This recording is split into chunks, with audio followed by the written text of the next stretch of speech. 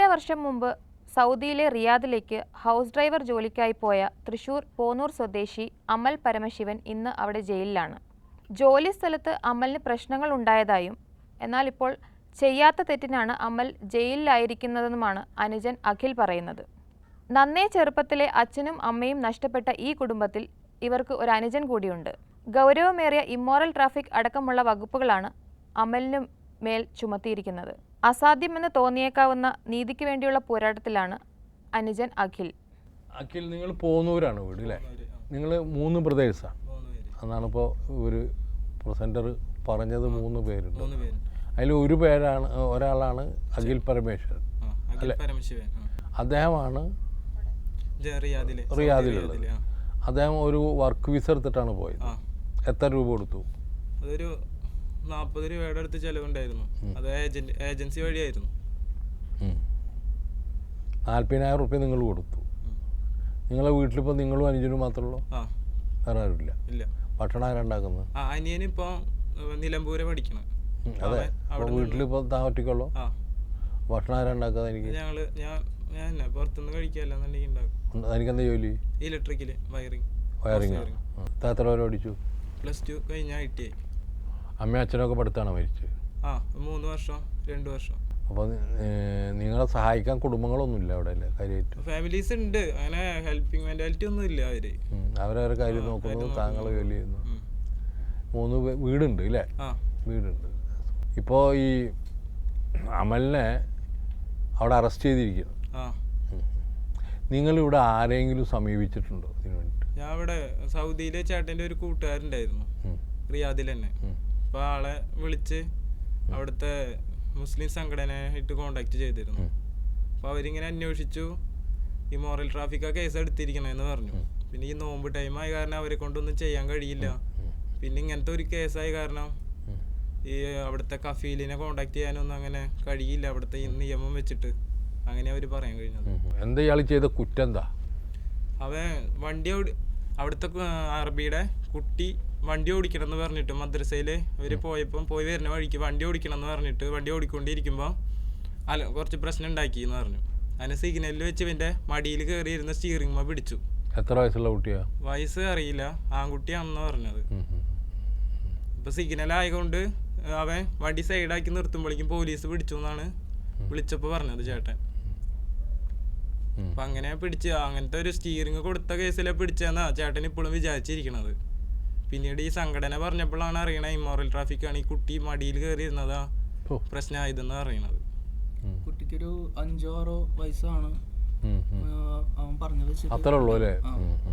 ഈ അറബി ആടുജീവിതം അറബി തന്നെയാണോ അല്ലേ? അതായിരിക്കണമല്ലോ. എന്തായാലും ഇപ്പോൾ നമ്മൾ ജോലിക്കോ പോയാൽ നമ്മളതൊക്കെ അനുഭവിക്കുന്ന നിവൃത്തിയുള്ളവർ പറയണത്. ആരും ചോദിക്കാനും പറയാനും ഇല്ലാത്ത ആളുകളാണ് നമ്മൾ. ഇത് വിദേശകാര്യ വകുപ്പ് എംബസിയൊക്കെയാണ് ഇതിൽ ഇടപെട്ടിട്ട് നമ്മളെ സഹായിക്കേണ്ടതേ.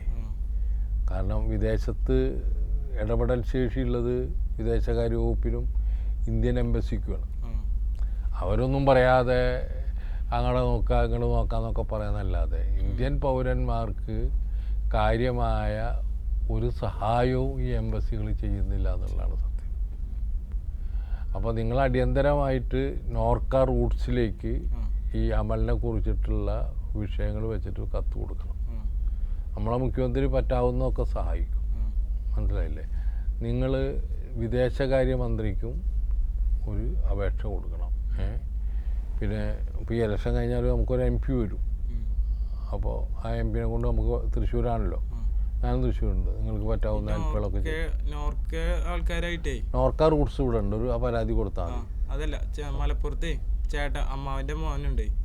അപ്പോൾ അവളുടെ കൂട്ടുകാരന്മാരായിട്ട് ഈ നോർക്ക റൂട്ട്സ് ആയിട്ട് അവര് സംസാരിച്ചപ്പോൾ കഫീലിന്റെ നമ്പർ എടുത്ത് തന്നാ വിളിച്ച് സംസാരിക്കാന്ന് പറഞ്ഞത്.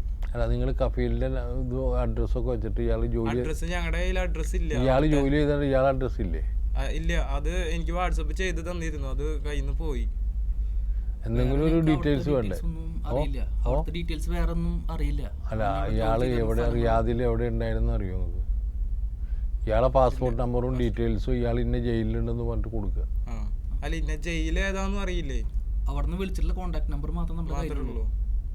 ജയിലിൽ വെച്ച് വിളിച്ചിട്ടുള്ള ഒരു number ആര്? മാത്രം ആ അവൻ. അതിലേക്ക് വിളിക്കാൻ പറ്റില്ലേ? കോള് പോണില്ല അതിലേക്ക് തിരിച്ചു വിളിക്കുമ്പോ. അപ്പോൾ റിയാദിൽ ജയിലിലുണ്ടെന്ന് പറഞ്ഞിട്ട് കൊടുത്താൽ മതി, അതേ നിർത്തിയുള്ളൂ. നോർക്ക റൂട്ട്സിന് അപേക്ഷിക്കുമ്പോഴും മന്ത്രിക്ക് കൊടുക്കുമ്പോഴും ഇയാൾ റിയാദ് റിയാദിലാണ് അറസ്റ്റ് ചെയ്യപ്പെട്ടുള്ളത്, റിയാദിലാണ് ഇയാൾ ജോലി ചെയ്തിരുന്നത്, മറ്റ് ഡീറ്റെയിൽസ് നമ്പറുകളൊന്നും ഞങ്ങളെ കയ്യിലില്ല എന്ന് പറയുക. അടിയന്തരമായിട്ട് അതുകൂടാതെ നമ്മളിപ്പോൾ എന്തായാലും അവിടെയുള്ള സംഘടനകളുണ്ട് റിയാദിലുള്ള, ആ സംഘടനകളോട് ഈ വിഷയം ഏറ്റെടുക്കാൻ വേണ്ടിയിട്ട് അടിയന്തരമായിട്ട് പറയും, മനസ്സിലായില്ലേ? അതും കൂടി വരുമ്പോൾ കുറേ കൂടി ശക്തിയാവും കാര്യങ്ങൾക്ക്. നിങ്ങളൊരു ബുദ്ധിമുട്ടൊക്കെ നമുക്ക് മനസ്സിലാവുന്നുണ്ട്. ആരുമില്ലാത്ത, സഹായിക്കാനോ ഉപദേശിക്കാനോ വളരെ ചെറുപ്പമുള്ളാണ്ട് 3 മക്കളാണ്. അത് വളരെ ബുദ്ധിമുട്ടുള്ളതാണ്. അപ്പോൾ സൊസൈറ്റിയുടെ ഉത്തരവാദിത്തമാണ്, നാട്ടിൻ്റെ ഉത്തരവാദിത്തമാണ്. അസംബ്ലി വടക്കാഞ്ചേരി അല്ലേ അത്? അത് സേവ്യർ ചിറ്റപ്പള്ളി എന്ന് പറഞ്ഞിട്ടൊരു MLA ഉണ്ട് അവിടെ. അയാളെ നിങ്ങൾ കേട്ടാ, നിങ്ങൾക്കറിയാമല്ലോ അല്ലേ? അദ്ദേഹത്തെ ഒന്ന് പോയി കണ്ടിട്ട് വിവരങ്ങൾ ഞാൻ പറഞ്ഞെന്ന് പറയാം. അത് ചെയ്യാം നമുക്ക്. അങ്ങനെ പറ്റാവുന്ന ആളുകളൊക്കെ കാണുക, എന്നിട്ട് നമ്മൾ അപേക്ഷകൾ കൊടുക്കുക. അപ്പോൾ അവർ ഫോർവേഡ് ചെയ്യും. അപ്പോൾ സേവ്യർ ചിറ്റപ്പള്ളി ചെയ്യാവുന്ന ഒന്നുമില്ല, വിദേശകാര്യ മന്ത്രിക്ക് ഫോർവേഡ് ചെയ്യും, അല്ലെങ്കിൽ പിന്നെ നോർക്ക റൂട്ട്സിന് ചെയ്യും, അല്ലെങ്കിൽ എംബസിക്ക് ചെയ്യും. നിങ്ങൾ ഇന്ത്യൻ അംബാസിഡർ എന്ന് പറഞ്ഞിട്ട് റിയാദിലേക്ക് ഈ കേസ് മുഴുവൻ ചൂണ്ടിക്കാട്ടിയിട്ട് നല്ലൊരു വക്കീലിനെ കൊണ്ട് ലെറ്റർ ഡ്രാഫ്റ്റ് ചെയ്തിട്ട്, ഇംഗ്ലീഷിൽ ഡ്രാഫ്റ്റ് ചെയ്തിട്ട് ഒപ്പിട്ടിട്ട് 2 സഹോദരങ്ങൾ ഒപ്പിട്ടിട്ട് അയക്കണം എംബസിക്ക്, ഇന്ത്യൻ എംബസിയിലേക്ക്. അതൊക്കെയാണ് ഇതിൻ്റെ ഓരോ വഴികളുള്ളത്. പിന്നെ നമ്മളുടെ പ്രവർത്തകർ എന്ത് ചെയ്യാൻ പറ്റും എന്നുള്ളത് ഇപ്പോൾ ഞാൻ ഒന്ന് അവരായിട്ട് സംസാരിക്കട്ടെ. ഞങ്ങൾ പറ്റാവുന്നതൊക്കെ ചെയ്യുകയും ചെയ്യാം. നിങ്ങൾ ഇതിലിടപെട്ടെ എങ്ങനെ? ഞാൻ എൻ്റെ ഒപ്പം ചെറുപ്പം മുതലേ പഠിച്ചിട്ടുള്ളതാണ് അവൻ. ആരാവൻ? എൻ്റെ ക്ലാസ്മേറ്റ് ആണ്, ഞങ്ങൾ അടുത്ത സുഹൃത്തുക്കളാണ്. അങ്ങനെയാണ് എന്നെയാണ് കൂടുതൽ അവൻ, എന്നെയും പിന്നെ ഒരു കൂട്ടുകാരനുണ്ട്, ഞങ്ങളെയാണ് കൂടുതൽ അവൻ സ്ഥിരം കണക്ട് ചെയ്തിരുന്നു, വിളിച്ചിരുന്നതും മെസ്സേജ് ചെയ്തിരുന്നതൊക്കെ മുന്നേ അവിടെ ഈ കേസിൽ പെടുന്നതിന് മുമ്പ്. അപ്പോൾ ഞങ്ങളാണ് കൂടുതൽ സംസാരിച്ച് അങ്ങനെ ഒരു ഫ്രണ്ട്ഷിപ്പ് ഉണ്ടായിരുന്നു, മെയിൻറ്റെയിൻ ചെയ്തിരുന്നു ഇപ്പോഴും. അങ്ങനെ അവൻ എല്ലാ കാര്യങ്ങളും പറയാറുണ്ട്, ഡെയിലി മെസ്സേജ് അയക്കുമ്പോഴും വിളിക്കുമ്പോഴൊക്കെ. റിയാദിലെ പ്രവാസലോകം പ്രവർത്തകരോടാണ് അനാഥരായ 3 മക്കളുടെ ദാരുണ കഥയാണ് നിങ്ങളുടെ മുന്നിൽ അവതരിപ്പിച്ചത്. വളരെ ചെറുപ്പത്തിൽ തന്നെ മാതാപിതാക്കൾ നഷ്ടപ്പെട്ട ഈ ചെറുപ്പക്കാർ സ്വയം ശക്തിയാർജിച്ച് അവരവരുടെ ജീവിതം കരുപ്പിടിപ്പിക്കുന്ന ഒരു കാഴ്ചയാണ് നമ്മൾ കാണുന്നത്. അതിലാണ് ഈ മൂത്ത സഹോദരൻ പെട്ടുപോകുന്നതെന്ന് ആലോചിക്കണം നിങ്ങൾ. അമൽ എന്ന് പറയുന്ന ഈ യുവാവ് ചെയ്ത കുറ്റം ഇപ്പോൾ നമുക്കറിയാം. അവിടെ ചെന്നാൽ അറബി പറയണത് കേൾക്കുക, അല്ലെങ്കിൽ വീട്ടുകാർ പറയണത് കേൾക്കുക. ഇയാൾക്കാണെങ്കിൽ ഭാഷ പോലും നിശ്ചയുണ്ടാവില്ല. അല്ലാതെ ഈ 4-5 വയസ്സായ കുട്ടീനൊക്കെ പീഡിപ്പിച്ചു എന്നൊക്കെ പറഞ്ഞിട്ടുള്ള തെറ്റായ ഈ വീട്ടുകാരൻ ഏത് നിലപാടാണെന്ന് നമുക്കറിയില്ല. എതിരായിരുന്നാണ് ഇപ്പോൾ പറയുന്നത്, അതുകൂടി അറിയേണ്ടതുണ്ട്. അപ്പോൾ ഇതിൽ കൃത്യമായിട്ടൊരു ഇടപെടൽ ശേഷി വേണ്ടത് അവിടുത്തെ സംഘടനകൾക്കാണ്. റിയാദിലെ നമ്മളെ പ്രതിനിധിയോടും എനിക്ക് പറയാനുള്ളതാണ്, നിങ്ങൾ ഈ കേസിൽ കൃത്യമായിട്ട് ഇടപെട്ട് എന്താണ് വിഷയമെന്ന് പഠിച്ച് അതിന് വേണ്ടുന്ന എന്ത് പരിഹാരമാണ് നമുക്കുണ്ടാക്കാൻ പറ്റുക.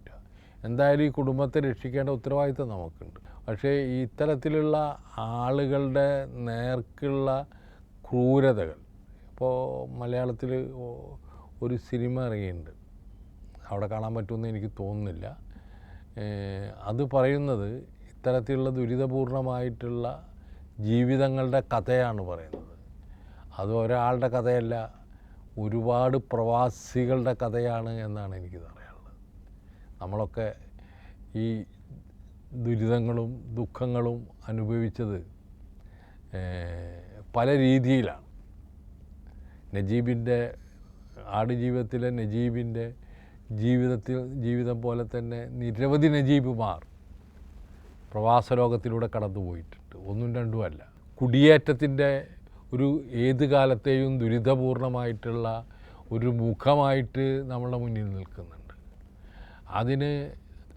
അതിന് ശാശ്വത പരിഹാരം എന്താണ് എന്നാണ് പ്രവാസലോകം കഴിഞ്ഞ 24 വർഷമായിട്ട് അന്വേഷിക്കുന്നതെന്ന് നിങ്ങൾ മനസ്സിലാക്കണം. ആ അന്വേഷണത്തിൻ്റെ ഭാഗമായിട്ട് ദുരിതങ്ങളുടെ കഥ ഞങ്ങളുടെ മുന്നിലേക്ക് കൂമ്പാരം പോലെ വന്നുകൊണ്ടിരിക്കുന്ന ഒരു കാഴ്ചയാണ് കണ്ടിരിക്കുന്നത്. അപ്പോൾ അമലിനെ രക്ഷിക്കുക എന്നുള്ളത് ഈ നമ്മളുടെ നാടിൻ്റെ ഒരാവശ്യം കൂടിയായിട്ട് നമ്മൾ കാണേണ്ടതുണ്ട്. അപ്പോൾ അമലിന് എന്തെങ്കിലും സംഭവിച്ചാൽ ഈ 2 അനുജന്മാരുടെ ജീവിതവും ബുദ്ധിമുട്ടാവും. അപ്പോൾ ആകെ ഈ 3 മക്കൾ, ചെറുപ്പക്കാരായിട്ടുള്ള 3 മക്കൾ, അച്ഛനും അമ്മയും നഷ്ടപ്പെട്ട മക്കൾ. അപ്പോൾ ബന്ധുക്കളൊക്കെ ഉണ്ടെങ്കിലും ബന്ധുക്കൾക്ക് 100 കൂട്ടം അവരുടെ കാര്യം തന്നെ ബുദ്ധിമുട്ടാണ്. ഈ മോൻ ഒറ്റയ്ക്ക് ഭക്ഷണം കഴിച്ചിട്ടും ഹോട്ടലിൽ നിന്ന് ചോറ് ചെയ്ത് ഊണ് കഴിച്ചിട്ടൊക്കെയാണ് കഴിയുന്നത്.